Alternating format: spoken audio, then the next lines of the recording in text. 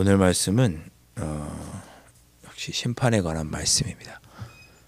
멸망할 것이다. 우상을 섬기고 하나님과의 언약을 어기고 율법을 지키지 않는 이스라엘 백성들 멸망할 것이다 라고 하는 내용입니다. 1절에 보시면 타작마당이 나옵니다. 2절에도 타작마당이 나오죠.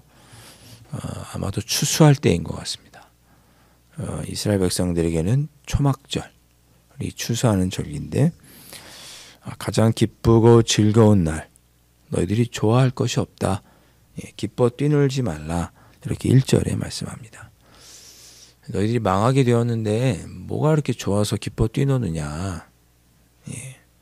2절에 보니까 타작마당이나 술틀이 더 이상 타작을 하고 포도주가 가득 이렇게 주렁주렁 포도가 열려서 포도주를 담고 그렇게 하지 못할 것이다. 새 포도주도 떨어질 것이다. 곡식은 더 이상 기르지 못할 것이다. 그런 상황은 망하는 상황인 거죠. 더 이상 아무것도 할 수 없는 그런 상황이기 때문에 멸망하게 되는 것을 의미합니다. 3절에도 보시죠. 그들은 여호와의 땅에 거주하지 못하며 에브라임은 애굽으로 다시 가고 아스르에서 더러운 것을 먹을 것이다 그랬습니다. 더 이상 여호와의 땅에 거주하지 못하리라는 얘기는 포로로 끌려가게 될 것이다. 그런 얘기죠. 애굽으로도 끌려가고 아스르로도 끌려가게 될 것이다. 거기서 더러운 것을 먹을 것이다. 이방 음식을 먹고 포로로 끌려가서 뭐 잘 먹고 잘 대접받겠습니까? 모진 고통을 받으며 겨우겨우 먹게 되겠죠. 그런 것을 의미합니다. 하나님을 떠나고 우상을 섬기고 하나님과 언약을 깬 너희들은 이렇게 멸망할 것이다. 너희들의 생업, 농업 망할 것이고 포로로 끌려가게 될 것이다. 4절 보니까 그들은 여호와께 포도주를 부어드리지 못하며 여호와께서 기뻐하시는 바도 되지 못할 것이라. 너희는 하나님께 포도주를 부어드리는 것은 전제라고 해서 하나님께 제물을 드릴 때 이렇게 포도주를 부었거든요. 그 제사 방법을 전제라고 하는데 그렇게 드리지 못할 것이다. 제물을. 기뻐하시는 바도 되지 않을 것이고 여호와의 집에 드릴 것이 없을 것이다. 4절 끝에 그렇게 말합니다. 그러니까 농사도 안 되고 다 안 되고 가축을 기르는 일도 안 되고 그래서 재물도 못 드릴 것이고 농사도 안 될 것이고 포도주도 못 담글 거서 부어서 드릴 전제도 못 드릴 것이고 그런 얘기를 쭉 합니다. 기근으로 멸망할 것이다. 그런 얘기죠. 5절에 너희는 명절날과 여호와의 절기에 무엇을 하겠느냐. 내가 할 게 없을 것이다. 명절날과 절기 때는 하나님께 제물을 드리고 성회로 모이고 함께 기뻐하는 날인데 뭐 그렇게 하지 못할 것이다. 이제 하나님께 드리지도 못할 것이고 즐겁게 즐기지도 못할 것이다. 포로로 끌려가서 거기서 막 일주일씩 일 안 하고 쉬고 절기라고 자기들 절기라고 그러면 그 포로로 끌려간 노예로 잡아온 백성들이 그러면 그 주인들이 가만히 있겠어요? 이것들이 파업을 하는가 그리고 매로 때리겠죠. 3대 절기 때는 일주일씩 아무것도 안 했잖아요. 나팔절 같은 때도 아무것도 안 했습니다. 그렇게 쉬면 이것들이 단체로 왜 그런가 그리고 심하게 매질을 하거나 죽일 수도 있겠죠. 너희들이 더 이상 명절날과 여호와의 절기에 무엇을 할 수 있겠느냐. 포로로 끌려가고 멸망했으니. 그런 뜻입니다. 6절 보라 그들이 멸망을 피하여 갈지라도 애굽은 그들을 모으고 노은 그들을 장사하리니 그들의 은은 귀한 것이나 찔레가 덮을 것이요 그들의 장막 안에는 가시덩굴이 퍼지리라.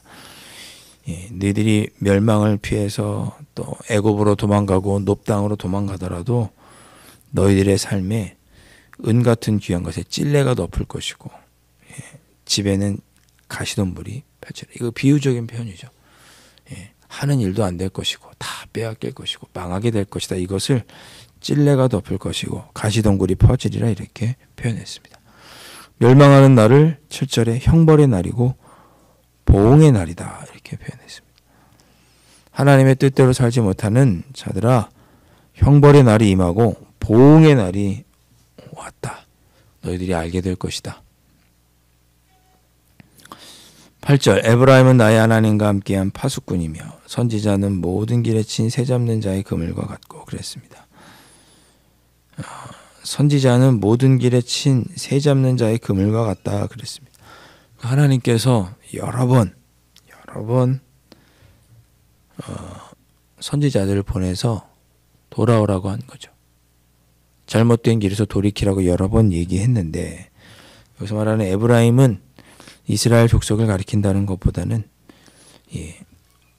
여호수아가 에브라임 족속이었거든요. 그러니까 하나님의 뜻대로 살라고 외쳤던 사람들을 의미한다고 보고 있습니다. 그러니까 하나님은 너희들이 이렇게 잘못된 길로 갈 때 그 길에서 돌이키라고 여러 번 선지자들과 또 너희들이 잘못된 길로 가지 않도록 그 길을 지적하는 사냥꾼처럼 딱 그 길로 가면 안 된다라고 너희들의 잘못을 지적했던 선지자들 또 하나님의 지도자들을 보냈지만 너희들이 그들의 말을 듣지 않아서 너희들의 잘못이 지금 끝까지 찼다. 멸망하게 될 것이다. 그런 뜻입니다. 9절, 그들은 기브아의 시대와 같이 심히 부패한지라. 이스라엘이 얼마나 부패했든지 기브아의 시대와 같다고 했습니다. 기브아의 시대는 사사기 마지막쯤에 나오는 이야기죠. 사사시대에 가장 타락했던 죄가 있었던 시대가 기브아 시대입니다. 그렇게 너희들이 지금 악해서 멸망할 것이다. 이렇게 오늘 말씀은 우리에게 심판이 있을 것을 말씀해 주고 있습니다. 자, 그런데 이렇게 심판의 말씀을 읽는데 저녁에 밤새 저녁에 기도하다가 그런 생각이 들더라고요. 야, 하나님께서 이렇게 심판하시는구나. 형벌의 날이 있고 심판의 날이 있고 멸망시키겠다고 하시는구나. 근데 그게 나랑 무슨 상관이지? 그런 생각이 들었습니다. 여러분, 우리는 심판받을 사람입니까? 아니죠. 저는 심판받을 사람이 아니잖아요. 심판받을 사람은 성경에서 말하는 심판이라는 것은 뭐죠? 하나님에 의해서 저주나 형벌을 받는 게 심판이죠. 하나님께서 옳고 그름을 판단하셔서 그에 따라 저주와 형벌을 내리시는 게 성경에서 말하는 심판입니다. 그런데 우리는 심판의 대상이 아니잖아요. 우리 하나님 자녀잖아요. 그렇죠. 신약 성경에 보면 모든 사람이 죄를 범하였기 때문에 하나님의 영광에 이르지 못한다고 로마서 3장에 말씀합니다. 우리도 하나님의 영광에 이르지 못하는 죄인이죠. 그런데 우리는 예수 그리스도로 말미암아 하나님의 자녀가 되었고 의인이라 불리는 바가 되었습니다. 그러니까 우리는 심판에서 제외되는 사람들이에요. 그렇죠? 여러분, 제외 안 되면 큰일 아니겠습니까? 그러니까 제가 말씀을 쭉 읽으면서도 그래, 이 말씀이 심판에 대한 내용이라 무섭고 두렵고 떨리는 내용인데 나와는 상관없지. 하나님을 믿지 않고 하나님을 믿지 않아서 나를 힘들게 하고 어렵게 하는 사람들에게 하나님께서 이렇게 심판하시겠다고 말씀하시는 거구나 라는 생각이 드니까 심판이 은혜의 말씀으로 들리더라고요. 여러분이 신실하게 주님의 자녀로 살아가려고 할 때 여러분을 핍박하고 힘들고 어렵게 하는 악한 자들을 하나님께서 이렇게 타작마당에 기뻐하지도 못할 만큼 심판할 것이다 라고 약속해 주시는 말씀으로 들으실 수 있기를 주님의 이름으로 축원합니다. 예수님도 이 땅에 오셔서 반드시 심판하실 것이라고 여러 번 말씀하셨어요. 심판이 있을 것이다 라고 여러 번 말씀하셨고 사도 바울도 다가올 심판이 있을 것이다.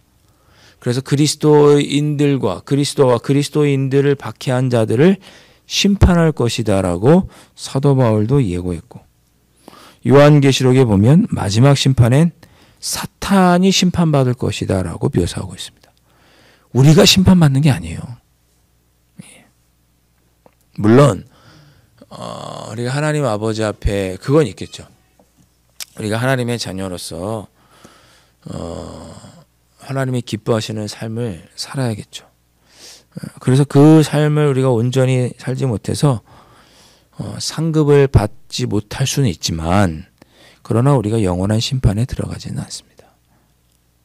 그리고 오늘 주신 말씀, 이 심판에 관한 말씀은 우리에게 주신 말씀이라기보다는, 우리에게 주신 말씀이라면 우리를 심판하시겠다고 하는 말씀이 아니라 우리를 힘들게 하고 그리스도를 핍박하고 주님의 자녀가 주님의 뜻대로 살지 못하도록 하는 악한 세력들에 대한 하나님의 심판의 말씀이다.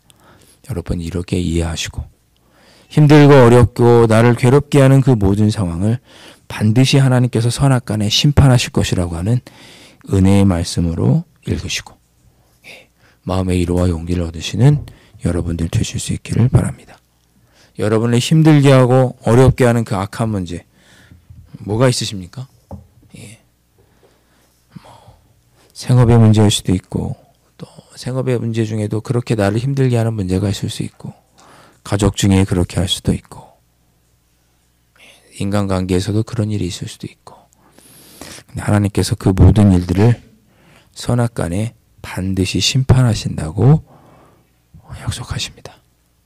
그러니까 우리에게는 은혜로운 말씀이죠. 우리의 걸림돌을 제거해 주신다고 하니까.